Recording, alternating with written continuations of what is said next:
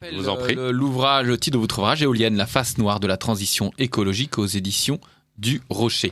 On reste encore avec vous, mais cette fois on change de sujet. On voit bien vu que vous travaillez vos dossiers. Quand vous prenez à bras le corps une thématique, vous la creusez, vous la défendez avec succès. On a plus de 10 000 exemplaires en quelques semaines. Mais ces thématiques, eh bien, cette volonté, cet amour de l'engagement sur le terrain, cette idée de bosser vos dossiers, c'est quelque chose aussi qui vous caractérise sur le plan local, où vous êtes conseiller municipal de Versailles.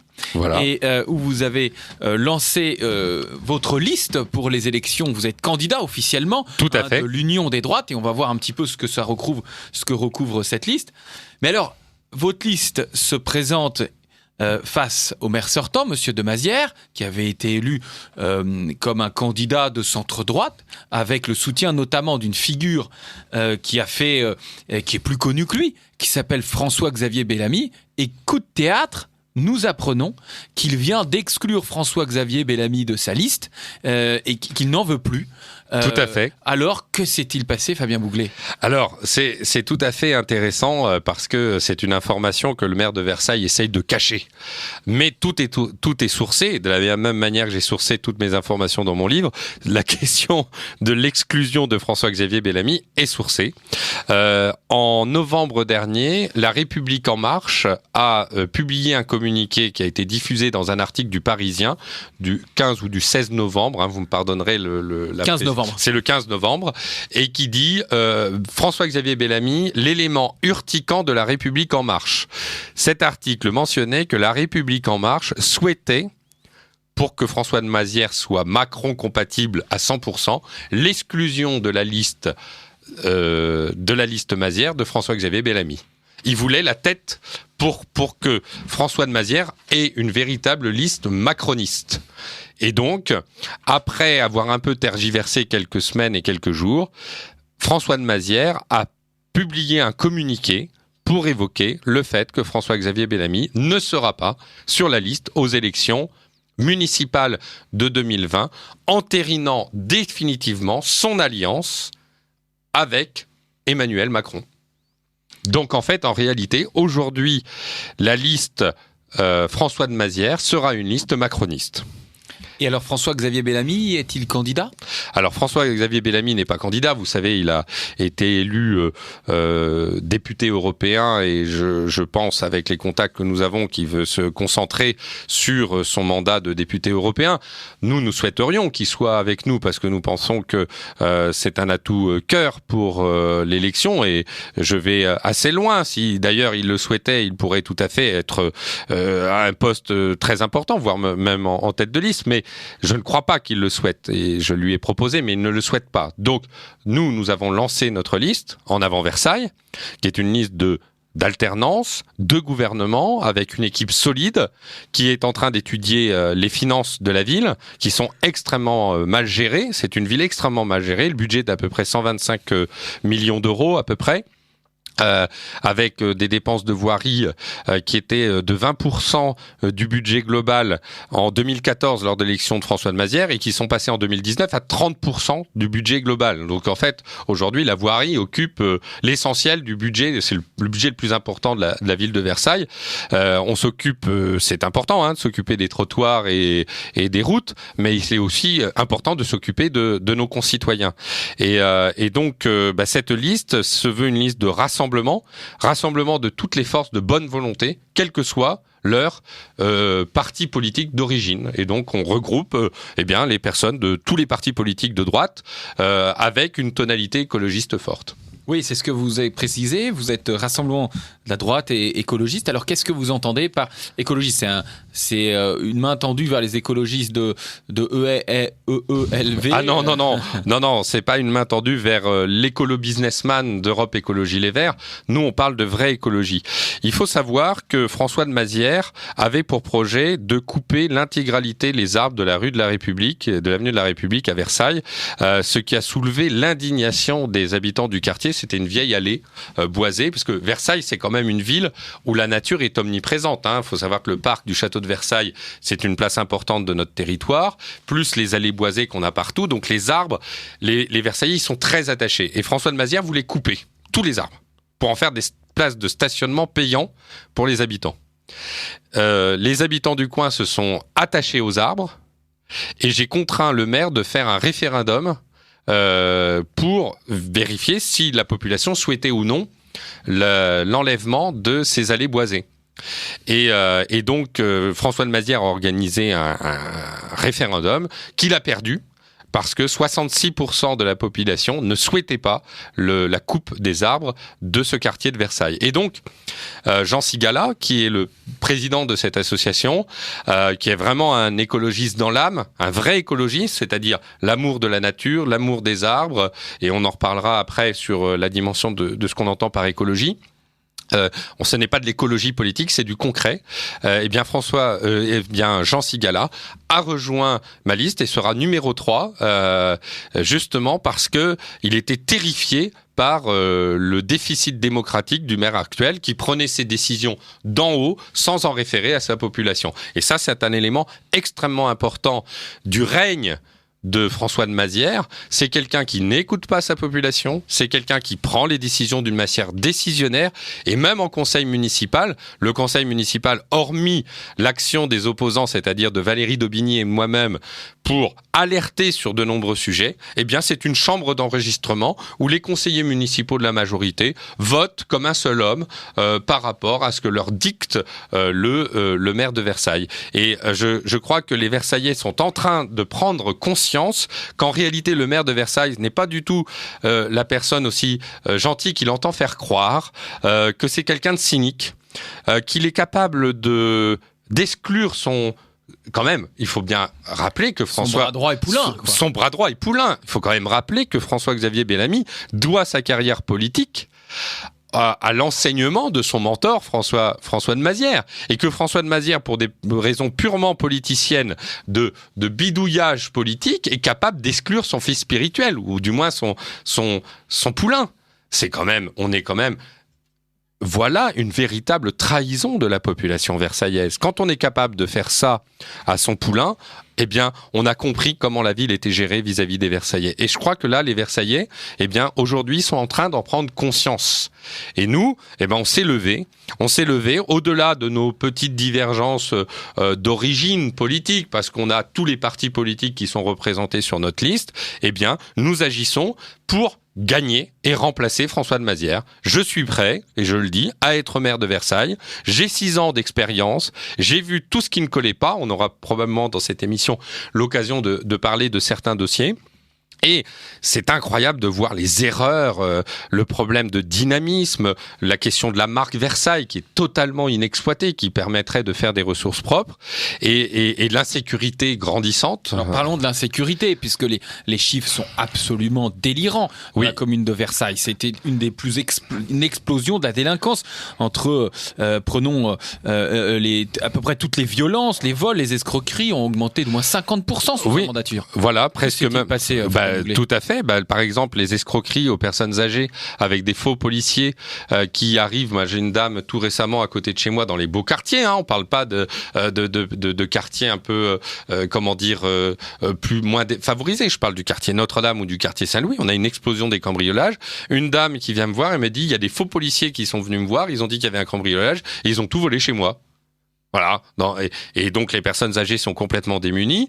Entre 2014 et 2019, on est passé de 1217 à 2000 escroqueries. Les délinquants, la délinquance sexuelle, crimes sexuels sont passés de 455 à 871. Presque doublé. Voilà, les violences de 1000 à 1585, avec des endroits particulièrement sensibles, comme le quartier des Chantiers, avec la gare des Chantiers qui est devenue un coupe-gorge, avec du trafic de drogue, depuis qu'il y a le nouveau quartier, on peut dire... totalement en béton, hein, qui a été réalisé à côté de la gare, et donc ce quartier devient invivable. Il y a un autre endroit qui nous a été identifié comme vraiment particulièrement dangereux, c'est la place Hoche. La place Hoche, dans les beaux jours, vous avez des jeunes qui traficotent jusqu'à 22h du soir. Rien n'est fait. Lorsque les personnes appellent la police municipale, personne ne vient. Et donc les gens sont démunis. Alors pourquoi personne ne vient ? Parce que on a découvert, en utilisant les chiffres de la mairie, des budgets, que le budget de la police municipale était passé, écoutez bien, de 2,8 millions d'euros en 2016 à 1,4 million d'euros en 2019. C'est-à-dire qu'il y a une baisse totale du personnel de la police municipale. Et donc, nous, quand on va être réélus le 22 mars 2020, on rétablit immédiatement un recrutement de policiers municipaux. On place en station des véhicules dans la place Hoche et au quartier des Chantiers, qui ne doit pas rester comme ça sans police. Et on augmente sensiblement la vidéosurveillance dans des coins sensibles. Et on agit. On reste pas mollasson à ne rien faire. Vous savez, j'ai une dame qui m'a dit l'autre jour, je suis allé voir François de Mazières dans la rue, il me dit, qu'est-ce qu'on peut faire ? Ben si, on peut agir. Être élu de Versailles, c'est être premier magistrat de la commune.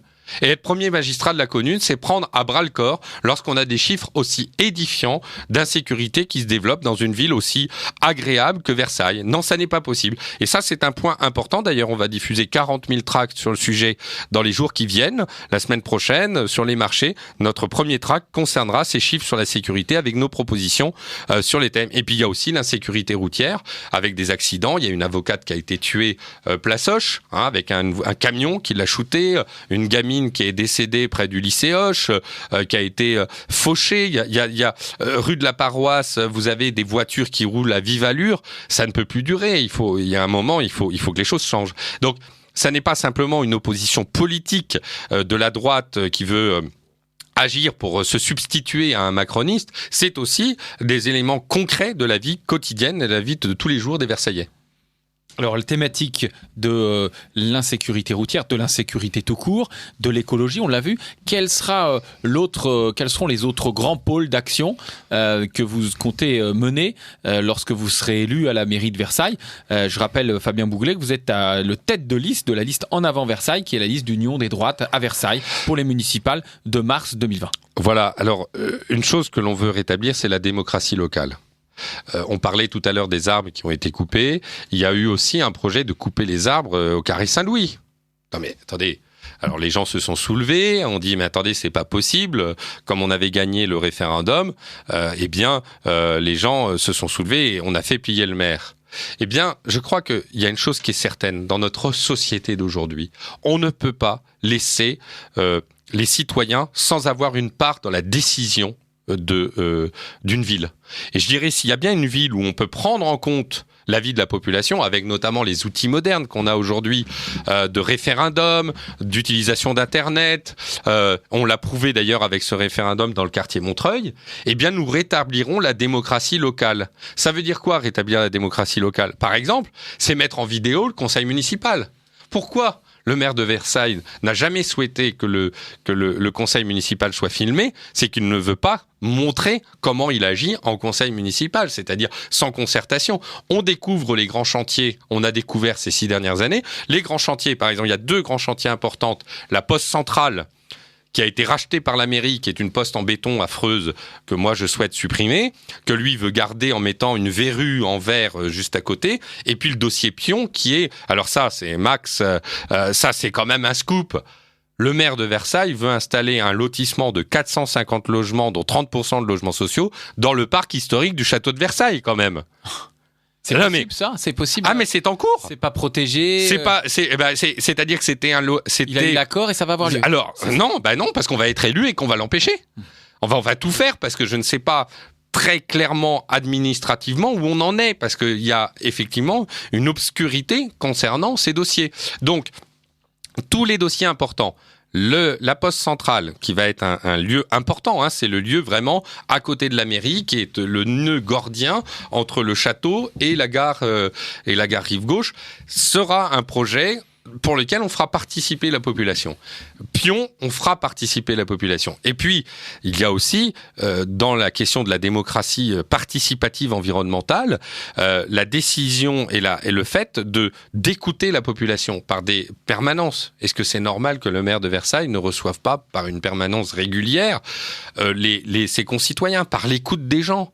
Quand on voit la façon dont les déclarations de travaux ou les permis de construire sont donnés, moi j'ai des retours de professionnels de l'immobilier qui nous disent on est maltraité, on n'est pas bien reçu, etc. Nous voulons, nous, créer une ambiance bienveillante à Versailles, bienveillante à l'égard de nos concitoyens et une ville d'écoute. Évidemment, à la fin, c'est l'équipe municipale, le maire avec ces conseillers municipaux qui arbitrent au final. Mais on ne peut pas comme ça découvrir un projet. Et moi, la Poste Centrale, eh bien, on fera des propositions. Moi, j'ai mon opinion là-dessus. Je pense qu'il faut un hôtel, un grand hôtel, puisqu'on a la possibilité de faire un hôtel à un lieu stratégique, et que nous n'arrivons pas à garder les touristes dans la ville. Pourquoi ? Parce qu'on n'a pas de chambre d'hôtel.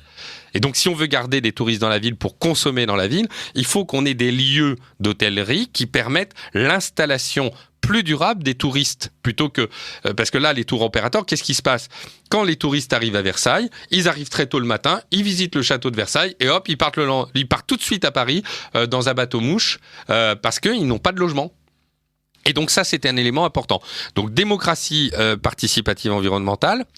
Pour les finances, moi, je crois qu'il faut qu'on développe les ressources propres. Les ressources propres, c'est quoi ?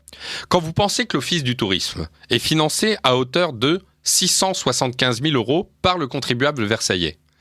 Donc, les touristes qui viennent demander des informations à l'Office du tourisme, ce sont les contribuables versaillais qui financent. Il faut savoir que j'ai, et en grande partie grâce à moi, parce que j'ai hurlé, contribué au développement de la marque internationale Versailles. La marque Versailles avait été déposée au niveau de la mairie, mais n'avait pas été déposée au niveau mondial. Eh bien, je pense qu'on a la possibilité d'exploiter la marque Versailles. Pourquoi la marque Versailles ? Le maire de Versailles, vous savez ce qu'il avait fait ? Il y a eu un film qui s'appelait Versailles, fait par Canal+. 10 épisodes. Vous savez combien, Max, il a loué cette marque ? J'ai découvert 10 000 €. Le budget de Canal+ pour ces films était de 25 millions d'euros. On avait la possibilité de ramener entre 500 000 et 1 million d'euros, si on négociait bien, en plus avec les produits dérivés. Vous connaissez le prix de la marque Le Louvre ? Qui a été acheté, alors je ne sais pas dans quelles conditions, par les Émirats Arabes Unis pour plusieurs centaines de millions. Ben oui. Donc 10 000 €, effectivement, c'est vraiment... C'est juste ridicule. On est quand même une ville connue dans le monde entier. Une marque aussi connue que Google, Venise, New York. On est une ville majeure du monde. Il faut qu'on soit à la hauteur. Alors, moi je dis, vous savez, la marque, c'est un sujet qui m'intéresse à titre professionnel. Vous êtes un entrepreneur. Il y a 7 millions de touristes à Versailles. 7 millions. Nous sommes propriétaires de la marque Versailles. Si on récupère des produits dérivés et qu'on vend à un touriste et qu'on récupère par touriste au moins 1 €. Il n'y a plus d'impôts à Versailles. Déjà, il y en a, mais on diminue notablement. Et comment on fait ? On fait un mug. Je lance déjà au tout début la fabrication de mugs avec marqué Versailles, des tasses. À 15 €, je peux vous garantir que les fonds de financement de l'Office du tourisme, les 675 000 €, ils disparaissent en quelques jours. Puisqu'en fait, ça représente 0,02%. Là, je donne un chiffre rapide. Un infime quantité du nombre de touristes. On a moyen d'exploiter la marque Versailles de manière considérable. Et puis, donc, l'objectif... Est-ce que vous allez baisser les impôts ? Alors, est-ce que c'est une mesure phare de votre mandature et est-ce que vous allez tenir ? Je pense à un des rares maires en France qui l'a fait, le maire de Lèves, côté de Chartres, qui s'y était engagé, on l'avait reçu et tous les ans, il baisse les impôts. C'est possible. On peut baisser les impôts. On peut baisser les impôts et notamment, il faut bien intégrer, puisque les éléments de langage de François de Mazières, c'est de dire nous n'avons pas augmenté les taux de taxes d'habitation et de taxes foncières. Mais ça, ce sont les impôts, liés au foncier, à la propriété. Sauf qu'il y a plein de taxes parafiscales, comme les taxes sur le stationnement, dont on a augmenté le périmètre et dont on augmente systématiquement le prix. Donc là-dessus, on a des marges de manœuvre, par exemple, pour envisager la suppression de ces taxes tout en maintenant un stationnement résident indispensable, de réduire, voire de supprimer les taxes liées au stationnement résidentiel. Oui, nous baisserons, notre objectif est de baisser par ces taxes-là prioritairement. Et puis ensuite, quand nous aurons fait l'audit général, parce que j'aurai 3 polytechniciens qui auront qui feront un comité financier et qui seront chargés de regarder les dépenses poste par poste. Quand vous pensez, attendez, Max, quand on est arrivé il y a 6 ans, on a découvert une dépense. Vous savez ce que c'était ? C'était le chien du citoyen. Le chien du citoyen, c'était une société, donc on avait un coût, je vais vous le dire après. Elle était chargée par la mairie de Versailles de mettre un maître chien qui circulait dans la rue pour expliquer aux citoyens comment ramasser leur crotte de chien entre 2 plots. Ça nous coûtait pour 6 mois 70 000 €. voyez les dépenses de Versailles. On a une explosion des potelets, j'invite tous les Versaillais à regarder. Sur les trottoirs partout, des potelets métalliques qui embêtent tout le monde, qui embêtent les automobilistes, qui embêtent les piétons. Ces potelets, c'est une dépense inévitable. C'est-à-dire qu'on a fait un contrat où tous les ans, on a une certaine quantité de potelets, même si on n'en a pas besoin. Alors on voit les services de la ville installer des potelets de plus en plus et dégrader l'environnement de notre ville. C'est les éoliennes de Versailles, les potelets. Non, mais c'est juste un exemple parce que dans les dépenses que l'on a, parce qu'en début de conseil municipal, on a toutes les dépenses qu'ont fait le maire. On a des études qui coûtent 200 000 euros. Les parcs-mètres qui ont été d'abord, on a eu une dépense de parcs-mètres, de restauration des parcs-mètres. Et 6 mois après, on avait une dépense de réinstallation de nouveaux parcs-mètres. Donc on a fait une dépense pour restaurer le parc de parcs-mètres anciens. Et après, on a eu une dépense pour changer les parcs-mètres. Tout est comme ça. On a une série. Je pense que les Versaillais ne se rendent pas compte, derrière l'image policée sur papier glacé du journal municipal, ne se rendent pas compte à quel point cette ville est extrêmement mal gérée. Moi, j'en discute avec des chefs d'entreprise, des capitaines d'industrie qui vivent à Versailles, qui me confirment ce que je dis. Versailles est très, très mal gérée. Fabien Bouglet, je rappelle que vous êtes le tête de liste En Avant Versailles, la liste d'opposition à Monsieur Demazière qui, après avoir été candidat de droite, a rejoint Macron et soutien de La République En Marche, en acceptant la condition fixée par La République En Marche, c'est de se débarrasser de son poulain, de se débarrasser de son bras droit, qui est François-Xavier Bellamy, qui a été éjecté de la liste et qui ne sera pas reconduit sur cette liste. D'ailleurs, moi j'appelle très solennellement l'ensemble des Versaillais attachés à François-Xavier Bellamy à rejoindre la liste. Ils ont leur place. Nous avons réservé des places pour les personnes proches de François-Xavier Bellamy. Nous tenons à ce que cette tendance soit représentée dans notre liste. Elle l'est déjà. Nous avons déjà des personnes proches de François-Xavier Bellamy, ou du moins en pensée.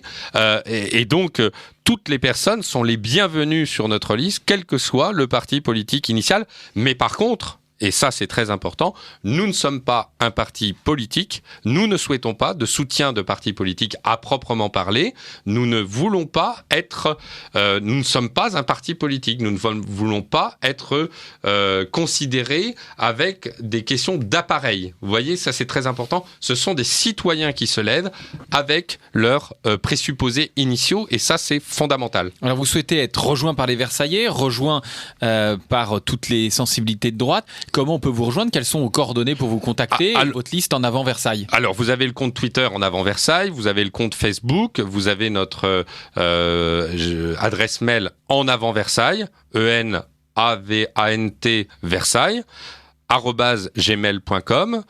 Donc, En Avant Versailles, comme ça se dit, @gmail.com. Vous pouvez nous contacter par Facebook ou par le compte Twitter et nous accueillons à bras ouverts toutes les bonnes volontés pour tracter, pour diffuser nos informations. Nous avons déjà une grande base mail d'environ 5000 destinataires qui reçoivent régulièrement nos informations et nous sommes ravis de voir l'enthousiasme suscité par cette liste. Nous avions mercredi notre première réunion de lancement. Nous étions plus d'une centaine à l'école Carnot et donc c'est très enthousiasmant de voir comment nous sommes suivis, comment justement nous avons démarré en trombe cette campagne et nous espérons bien l'emporter parce qu'il est important pour Versailles que nous soyons au cœur des manettes de cette ville qui a besoin de souffle après 24 ans d'usure du pouvoir. Il faut savoir que François Demazière a été élu 24 ans. La moitié de son mandat en tant qu'adjoint et 12 ans en tant que maire. Je pense que maintenant, il faut remettre un peu de sang neuf dans la gestion et le gouvernement de cette ville.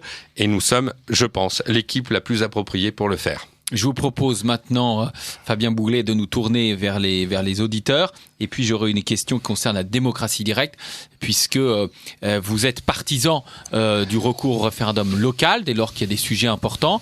On l'a vu que François Demazière, le maire actuel, a accepté qu'un vote se tienne sur les arbres qu'il souhaitait couper. Il a été désavoué à plus de 65% des voix.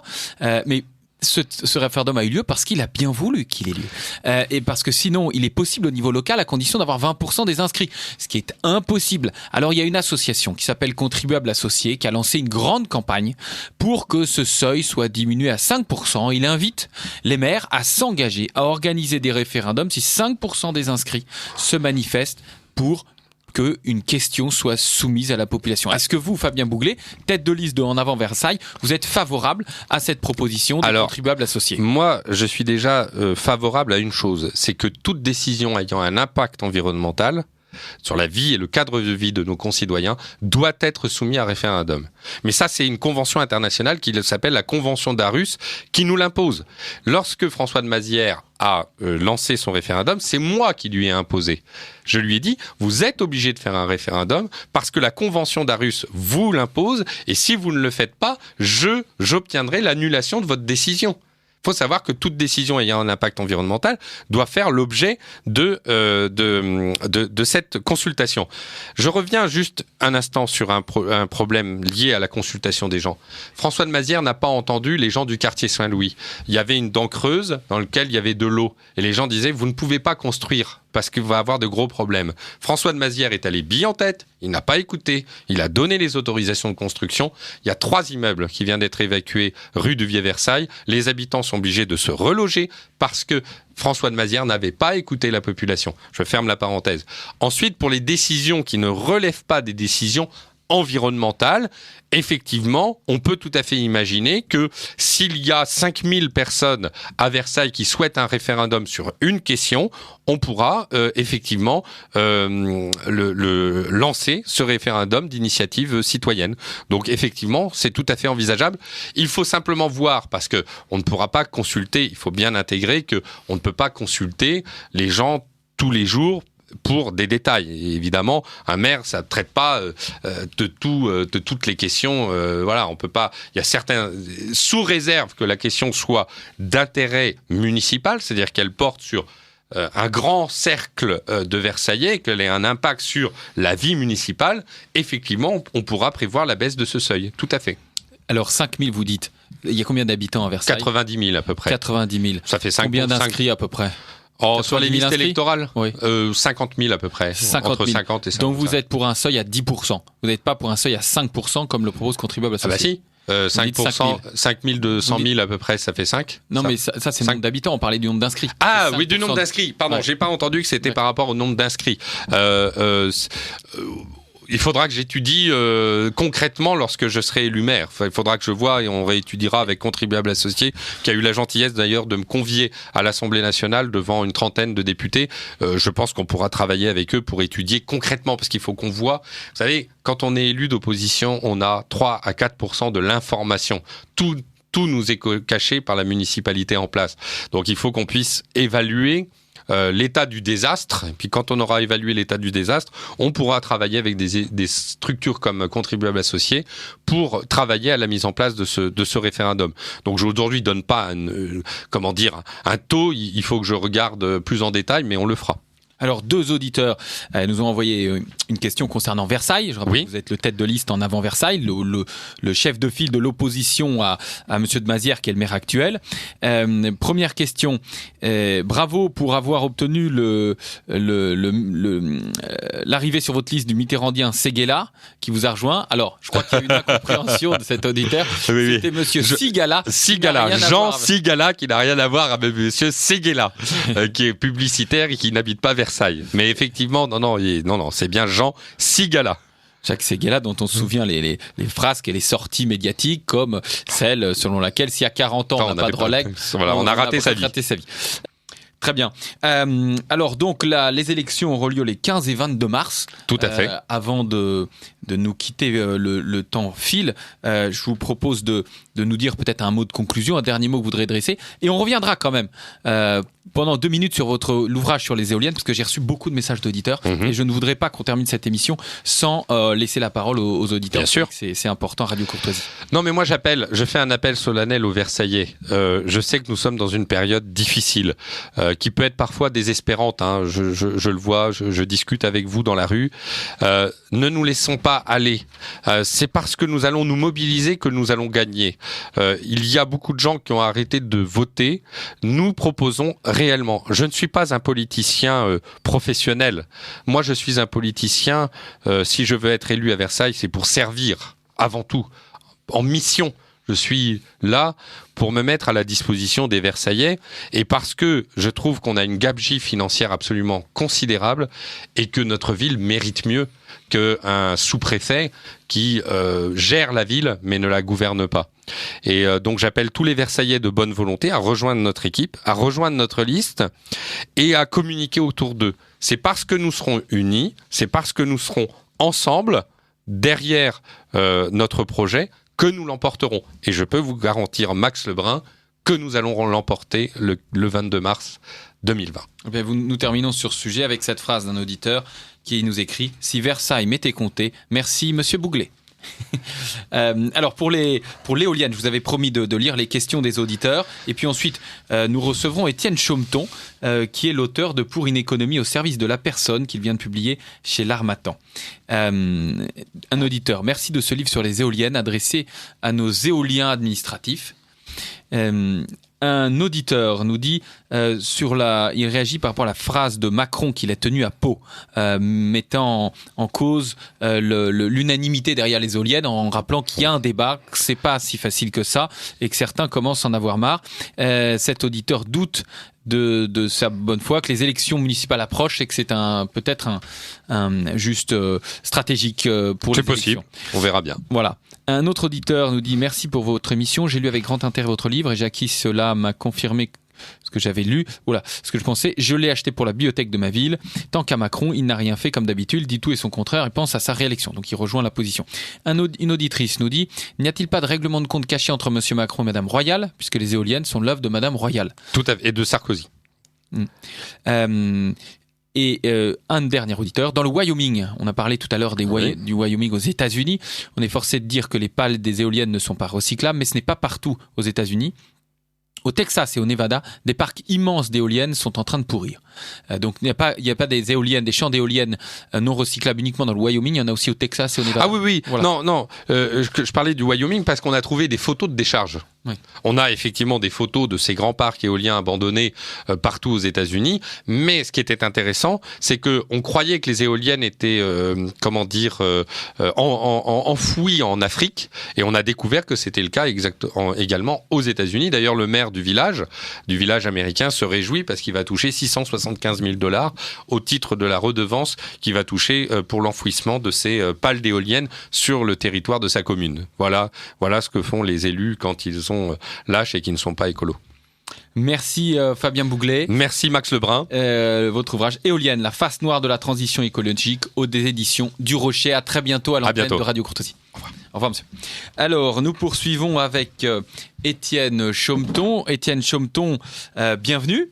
Bonjour Max, bonjour à tous vos auditeurs. Alors merci d'avoir accepté notre invitation. Je rappelle que vous êtes un économiste et spécialisé dans les questions monétaires et fiscales. Vous êtes membre également de l'Association des économistes catholiques qui publie régulièrement des articles pour défendre l'importance d'une économie libre, pour une économie au service de la personne. C'est votre premier ouvrage. Ma question, c'est pourquoi avez-vous choisi d'écrire ce livre? Est-ce qu'il n'y a pas déjà eu des livres explicitant cela, cette idée d'une économie au service de la personne? Pourquoi être revenu sur le thème et comment vous en différenciez? Étienne Chaumeton. Alors, j'ai voulu écrire ce livre parce que, à mes yeux, la liberté économique, d'une part, et la liberté au sens large des personnes humaines est menacée, peut-être plus aujourd'hui qu'il y a une dizaine ou une quinzaine d'années. On le voit notamment par une progression de la fiscalité. On le voit également par un État qui est de plus en plus intrusif et inquisiteur. Et pour moi, avoir un minimum de liberté économique est une base fondamentale et indispensable pour avoir une vraie liberté humaine et pour un respect de la dignité humaine. Donc, avant d'être un livre économique, qui n'est d'ailleurs pas un livre technique, mais un livre, je dirais, plus de vulgarisation, c'est plus un essai, une réflexion, au final, politique et anthropologique, pour savoir, au final, voulons-nous que la personne soit au cœur de la société et que la société soit organisée à partir des préférences et des choix libres des personnes, ou est-ce que au cœur de la société, on veut mettre l'État qui serait là pour diriger, orienter et guider la vie des personnes? Et moi, évidemment, je choisis la première option. Merci. Alors, qu'est-ce qu'une économie libre? Est-ce que vous pouvez préciser un petit peu ces notions? Et puis après, on verra en quoi une économie se met au service de la personne, plus concrètement. On a compris qu'il s'agissait d'un État qui doit se réfréner, qui doit être réduit à portions congrues. Mais plus précisément, qu'est-ce qu'une économie libre, Étienne Champton? L'un des fondements de notre société depuis des siècles, c'est le droit de propriété. Entendu comme un droit de propriété personnel, familial, qui permet de poser des choix, d'affirmer sa personnalité, d'affirmer sa créativité. Et pour avoir un véritable droit de propriété, il s'agit d'avoir 2 thèmes que je développe dans mon livre. Une liberté monétaire, premièrement, pour que la valeur d'un capital ne soit pas entre les mains d'une banque centrale et finalement d'une poignée de personnes qui va décider arbitrairement quel va être le niveau de l'inflation et la manière dont va évoluer le pouvoir d'achat de votre épargne. Et le deuxième thème que je développe dans ce livre, qui est la fiscalité. On atteint aujourd'hui plus de 1000 milliards de prélèvements obligatoires en France, qui ne prend pas en compte d'ailleurs tous les prélèvements. Et quand on atteint de tels niveaux avec certaines personnes qui sont fiscalisées à hauteur de plus de 3/4 de l'intégralité de la valeur ajoutée qu'ils créent, il est évident que c'est non seulement une grande partie des richesses qui leur est enlevée, mais une partie, on va dire, de leur personnalité, de leur créativité et une capacité de liberté et d'expression qui est considérablement réduite. Et donc, avant d'entrer dans des questions techniques, pour moi, la fiscalité a un enjeu politique et même anthropologique. C'est pour ça que je milite évidemment pour une fiscalité beaucoup plus réduite et notamment une suppression totale de la fiscalité sur le capital. Alors, je vous propose de nous arrêter quelque peu sur ces 2 thèmes que vous abordez dans votre ouvrage, la question monétaire et la question fiscale. La question monétaire, est-ce que vous pourriez développer un petit peu pour nous dire en quoi c'est une question centrale qui est effectivement assez peu évoquée et pourtant vous en faites presque le cœur du réacteur nucléaire de l'économie française. Étienne Champton. Absolument. Donc la majorité de nos échanges marchands se font via de la monnaie, à l'exception du troc. Donc la monnaie est la moitié de chaque échange marchand hors troc. Et donc, forcément, la qualité de la monnaie va être déterminante dans la qualité des échanges et dans la qualité de l'économie. Sachant que la monnaie existe depuis des siècles, c'est une invention humaine qui n'a d'ailleurs pas de date historique de création, puisque c'est quelque chose de tellement évident qu'elle est née des interactions naturelles entre les personnes, et ça ne vient pas d'une décision arbitraire d'un souverain ou d'un fonctionnaire. Donc, pendant des siècles, la monnaie a pris forme de réserves de métaux précieux, principalement l'or et l'argent. Et moi, dans ce livre, je milite pour une réserve intégrale pour 2 raisons. D'une part, c'est que c'est le seul moyen d'assurer un véritable droit de propriété, à la différence des réserves fractionnaires qui créent en quelque sorte 2 droits de propriété pour un seul et unique bien, et donc qui va se terminer inévitablement tôt ou tard par une fraude ou par une des 2 personnes qui va être lésée. Et d'autre part, je défends la réserve intégrale pour des raisons économiques, parce que seule la réserve intégrale permet d'éviter l'inflation, et je développe dans plusieurs parties dans ce livre les effets totalement pervers de l'inflation. Donc l'inflation, pour être simple, c'est une destruction du pouvoir d'achat de la monnaie. Donc en tant que telle, on ne peut pas souhaiter ou se réjouir de l'inflation, contrairement à ce que se fait en ce moment Madame Lagarde, à la tête de la Banque Centrale Européenne. Et donc, ce qui est important, c'est d'avoir un système qui, économiquement, puisse permettre aux personnes d'avoir un maintien de leur pouvoir d'achat via la monnaie. Vous dites que Madame Lagarde se réjouit de l'inflation.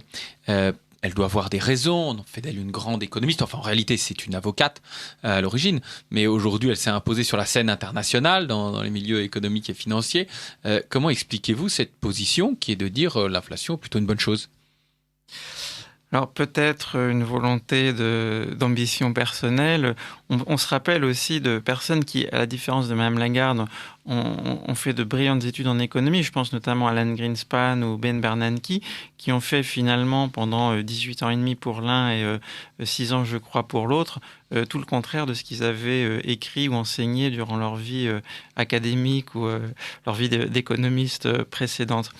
Je pense qu'il faut bien voir que, en fait, Madame Lagarde est condamnée à échouer d'une certaine manière, puisque d'une part, ce qu'on appelle le SEBC, le système européen des banques centrales, demande officiellement dans les textes une stabilité des prix. Et d'autre part, Madame Lagarde, qui doit respecter d'autres textes de la BCE, qui demande de viser une inflation inférieure mais proche de 2%. Alors dans un cas, on demande qu'il n'y ait pas d'inflation. Dans l'autre cas, on demande de viser un certain niveau d'inflation, c'est-à-dire que viser un certain niveau de destruction du pouvoir d'achat de la monnaie. Ce qui est en soi une absurdité totale. Et il faut aussi s'interroger sur certains économistes français dans les années 80 qui ont conseillé de viser un taux totalement arbitraire de 2%. Mais encore une fois, je le rappelle, comme l'inflation, c'est une destruction du pouvoir d'achat de la monnaie, il est évidemment moralement scandaleux de vouloir délibérément chercher un niveau d'inflation. Pour la monnaie, vous êtes favorable à des banques centrales indépendantes, je présume ? Non, alors je suis pour une liberté monétaire. Donc pour moi, je suis pour une suppression du cours légal et forcé de la monnaie, donc ce qui permettrait à tout entrepreneur privé ou associatif de proposer des monnaies alternatives à l'euro. Donc il y a aujourd'hui des monnaies électroniques qui utilisent les techniques de la blockchain, notamment le Bitcoin. On peut également envisager d'autres monnaies et pourquoi pas, ce qui serait personnellement ma sensibilité, un retour à des monnaies gagées sur des réserves de métaux précieux, notamment l'or ou l'argent. D'ailleurs, ça a été le cas pendant 2000 ans. Donc vous voulez un retour à l'étalon or ou alors ces monnaies alternatives. Vous parliez grâce aux technologies de la blockchain, il y a le développement de Bitcoin. Ce serait intéressant de s'arrêter peut-être pour nos auditeurs sur ce que sont ces technologies de la blockchain et ce qu'est le Bitcoin, cette monnaie alternative qui a pris énormément d'ampleur. Alors, le Bitcoin, donc, c'est une monnaie électronique qui n'a aucune contrepartie en biens ou services réels. Donc, ça n'est pas gagé sur de l'or ou sur quelconque bien que ce soit. En revanche, c'est basé sur le fait qu'il y aura un nombre limité de Bitcoin, donc à 20 millions de Bitcoin, et un nombre qui serait non extensible. Donc après, moi, je ne suis pas spécialiste des questions de sécurité informatique, donc je ne sais pas dans quelle mesure on peut garantir de manière absolue la sécurité des Bitcoins, mais je dirais, ce n'est pas à moi ou à qui que ce soit de définir si on doit utiliser demain des Bitcoins ou de l'or. Finalement, ça sera au libre marché de le définir. Alors, deuxième question que vous abordez dans votre ouvrage, qui est un point central de votre analyse pour une économie libre. Je rappelle, pour une économie au service de la personne, c'est l'intitulé exact de votre ouvrage que vous avez publié chez L'Harmattan, Étienne Chometon. C'est la question de la fiscalité. Vous nous dites que c'est une problématique même anthropologique qui traverse ces analyses monétaires et fiscales. Est-ce que vous pouvez nous dire en quoi ça concerne l'anthropologie et quelle est votre vision anthropologique de ces questions-là ? Oui. Alors tout d'abord, je vais rappeler que ce livre donc, a été préfacé par Serge Schweitzer, donc grand professeur à l'université d'Aix-Marseille, qui a également rédigé il y a quelques années un livre sur la fiscalité et notamment la théorie des révoltes fiscales. Donc l'impôt, c'est un acte anthropologique puisque de la manière dont l'impôt est défini est perçu, est définie finalement la place de la personne dans la société par rapport à la place de l'État. Donc, ce qu'il faut savoir, c'est que pendant des siècles, l'impôt a servi principalement à financer des guerres, qu'aujourd'hui, le rôle de l'impôt a considérablement évolué. À l'époque de la Révolution française et de la Déclaration des droits de l'homme et du citoyen, l'impôt était vu comme un moyen d'assurer le fonctionnement de l'administration. On parlerait aujourd'hui des fonctions régaliennes. Dans un second temps, on va dire après la Seconde Guerre mondiale, l'inflation, la fiscalité, a servi essentiellement à faire de la redistribution. Donc avec notamment un développement très important sous les années Giscard et Mitterrand. Et puis ces derniers temps, on voit l'émergence d'une autre forme de fiscalité qui serait la fiscalité à des fins moralisatrices ou éducatives. Visant à orienter les comportements des Français. Voilà, tout à fait. Donc on pense notamment à la fiscalité sur les tabacs qui atteint 80% du prix d'une cigarette, la fiscalité sur l'alcool qui atteint pour des spiritueux jusqu'à 60% du prix de l'alcool, ou la fiscalité plus récemment sur les carburants. Donc finalement, ce qui a donné lieu avec la hausse de la TICPE l'année dernière au début du mouvement des Gilets jaunes, jusqu'à ce que ça soit la goutte de carburant qui fasse déborder le vase fiscal. Alors, je me tourne vers une auditrice. On va revenir sur la fiscalité, on va développer cet aspect-là. Mais une auditrice qui vient de nous envoyer un message par rapport aux monnaies, revenir aux anciennes monnaies, ou développer les monnaies alternatives, ou avoir des monnaies qui soient corrélées, appuyées sur quelque chose de tangible, comme l'or. Elle nous demande si on peut revenir aux assignats.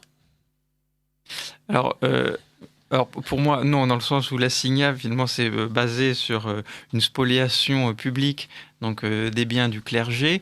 Donc ensuite, on s'échangeait finalement ces biens sous forme d'assignat qui était une monnaie papier. Et on sait que l'État en a émis des quantités considérables, ce qui a créé une hyperinflation.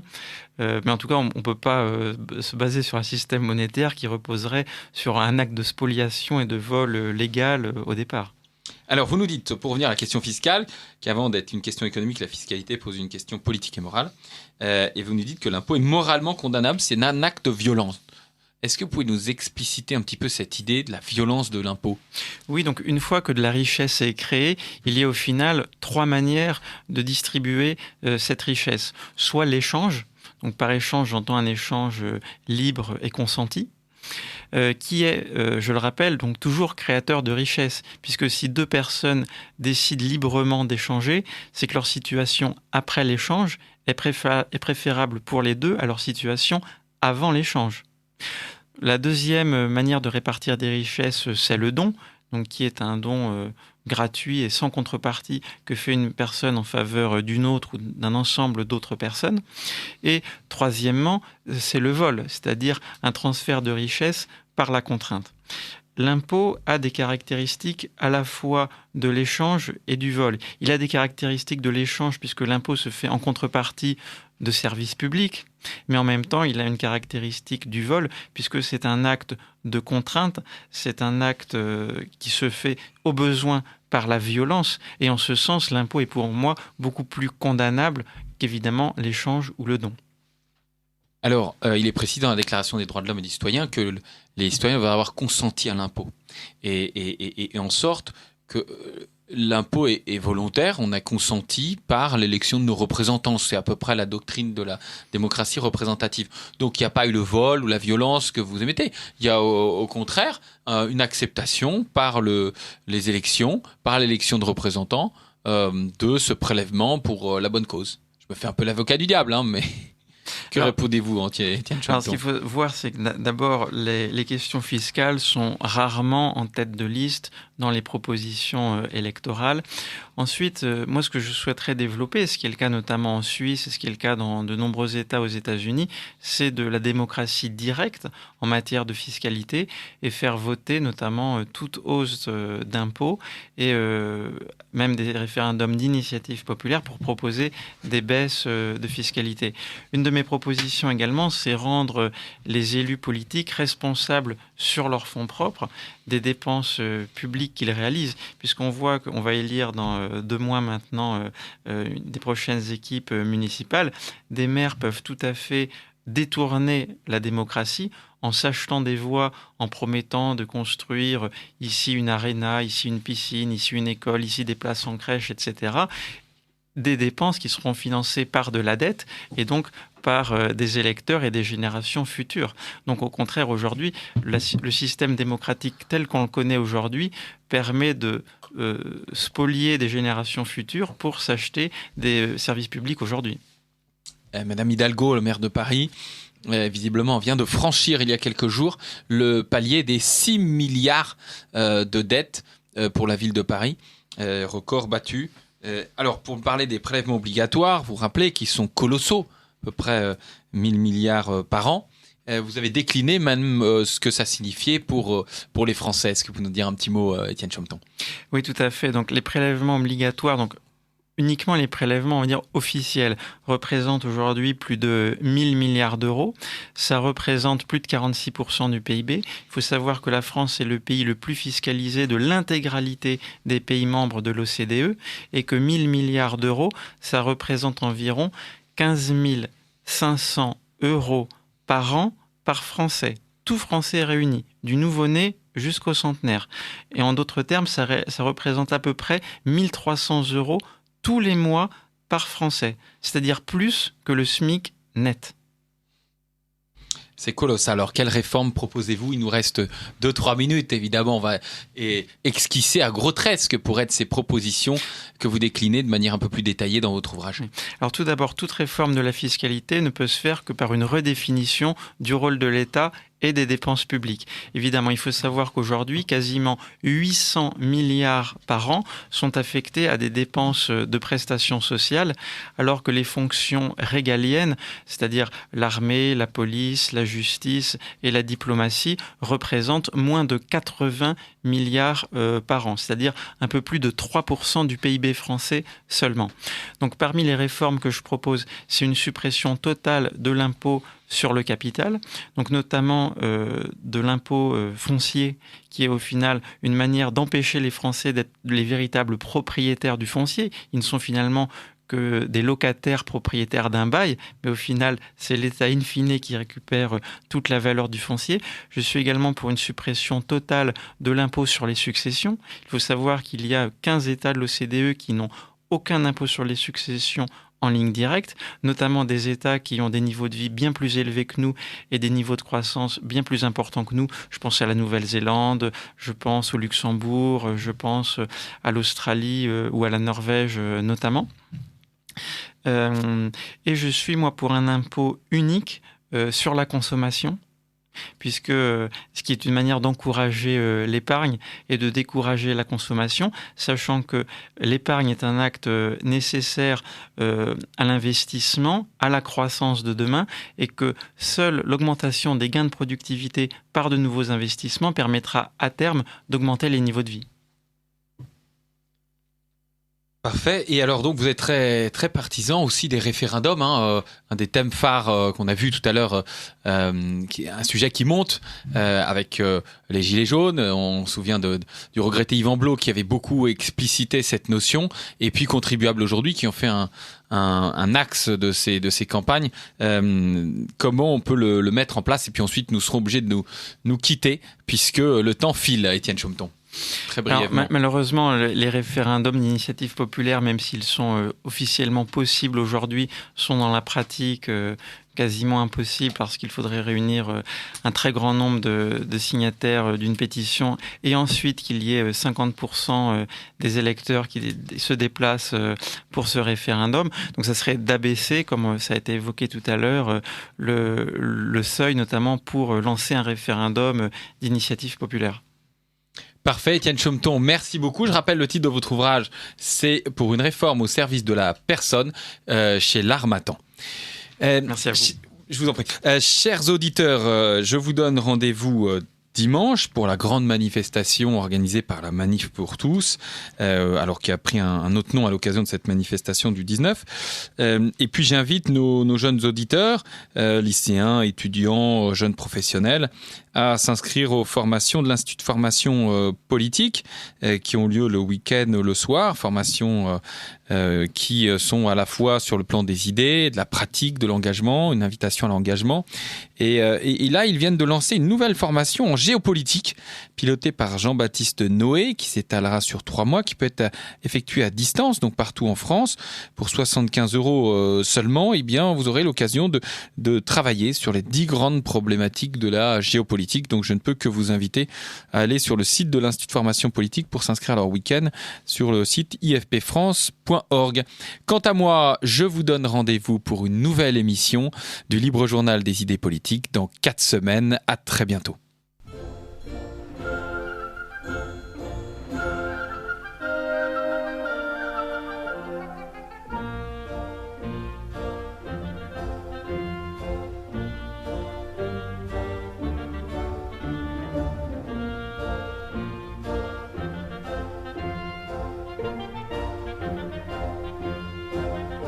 Vous venez d'entendre le libre journal des idées politiques dirigé par Max Lebrun, diffusé en direct sur Radio Courtoisie vendredi 17 janvier 2020 de midi à 13h30 et réalisé par Sandrine.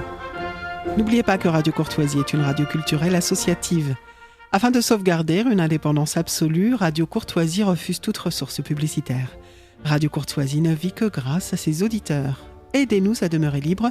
Rendez-vous sur soutenir.radiocourtoisie.fr et accédez à l'ensemble de nos archives à partir de 5 € par an. Vous pouvez également envoyer votre chèque à Radio Courtoisie, 61 boulevard Murat, 75 016 Paris. Si vous le désirez, nous pouvons vous faire parvenir un enregistrement de ce libre journal. Commandez le CD-ROM pour le prix franc de port de 9 € ou 6 € seulement si vous êtes adhérent de notre association. Je vous rappelle notre adresse Radio Courtoisie, 61 boulevard Murat, 75 016 Paris.